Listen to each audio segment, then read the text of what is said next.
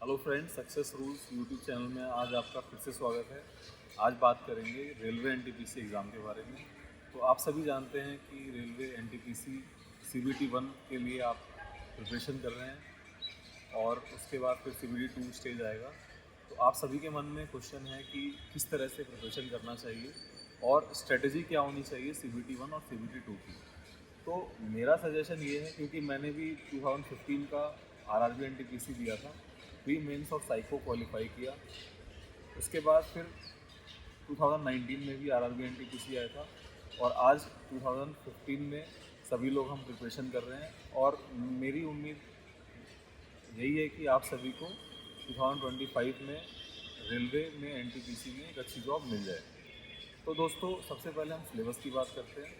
तो सिलेबस में आपका general study, reasoning, general science और मैथमेटिक्स, ये 4 सब्जेक्ट हैं। तो जनरल स्टडी और जनरल साइंस में जनरल साइंस का वेटेज ज़्यादा रहता है और रीजनिंग और मैथमेटिक्स बहुत ही इजी टू मॉडरेट नहीं आता, डिफ़िकल्ट कभी नहीं आता। तो आप सभी अगर प्रिपरेशन कर रहे हैं तो आज से कभी भी एग्ज़ाम हो, आपको सबसे पहले मैथ्स और रीजनिंग का सेपरेट मॉक टेस्ट लगाना चाहिए ताकि आपकी स्पीड बने। और जनरल स्टडी में स्टैटिक जीके और करंट अफेयर पे बहुत ज़्यादा फोकस करना चाहिए। और हो सके तो यूट्यूब पे कोई 100 MCQs देखने की आप रेगुलर आदत डाल लें। इससे करने से क्या होगा कि 1 से 2 महीने में आपके पास 3-4-5 हज़ार क्वेश्चंस का कलेक्शन हो जाएगा। और जब क्वेश्चंस आपके सामने बार बार आते रहेंगे जनरल स्टडी या जनरल साइंस के, तो आपको बहुत सारे क्वेश्चंस तो ऐसे होंगे जो शायद आप बुक से पढ़ के या सिलेबस कंप्लीट करने के बाद भी अटेंड नहीं कर पाते, तो आप देखते ही उसको कर पाएंगे। तो वो आपकी स्ट्रेटजी होनी चाहिए अगर आप इस एग्ज़ाम को क्रैक करना चाहते हैं। सो अगर आप एक कंक्लूज़न के तौर पे पूछे तो अगर आप मैथमेटिक्स और रीजनिंग का अगर रेगुलर आज से भी, अगर जिस दिन भी आप ये वीडियो देख रहे हैं उस दिन से आप एक एक मॉक टेस्ट करें और आपके जो प्रॉब्लम्स आ रही हैं, जो टॉपिक्स में प्रॉब्लम है, उस टॉपिक को आप एटलीस्ट कर लें। रोज़ आप एक एक टॉपिक भी आप कंप्लीट करते चलें और रोज़ आप 100 MCQ देखें जनरल साइंस और जनरल स्टडी का। तो इस दुनिया में शायद कोई भी आपको एग्ज़ाम क्वालिफाई होने से नहीं रोक सकता। ये मेरा चैलेंज है। दूसरा कि जैसे जनरल साइंस है तो उसको आप किस तरह से करेंगे, तो इसके लिए आप मनोहर पांडे की बुक ले सकते हैं। जो सबसे थिन बुक है वो ले लीजिए अगर आप साइंस बैकग्राउंड के नहीं हैं तो। उसमें 10-15 शीट्स में, पेजेस में सारा साइंस कंप्लीट किया हुआ है।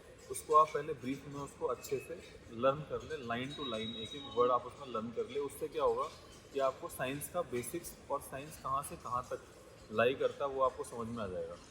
उसके बाद फिर साइंस के आप रेगुलर MCQ देखना शुरू करें।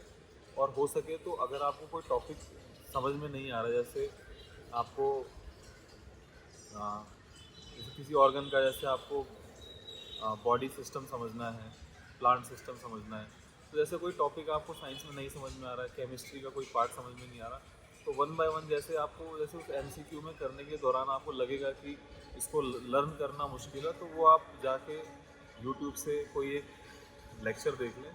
तो इस तरह से आप ये बेसिक्स क्लियर करने के बाद, इस तरह से आप अगर स्ट्रेटजी बनाएंगे तो डेफिनेटली आपका CBT 1 क्वालिफाई हो जाएगा।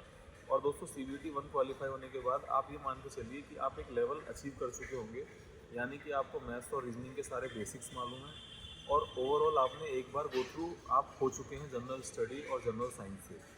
तो जब CBT 2 की बारी आएगी तो आपको उसी को ब्रशअप करना है, उसी को शार्प करना है और रेगुलर MCQs लगा के, रेगुलर मॉक टेस्ट दे के आपको वो स्कोर को 100 में से 90 तक, 95 तक अचीव करना है।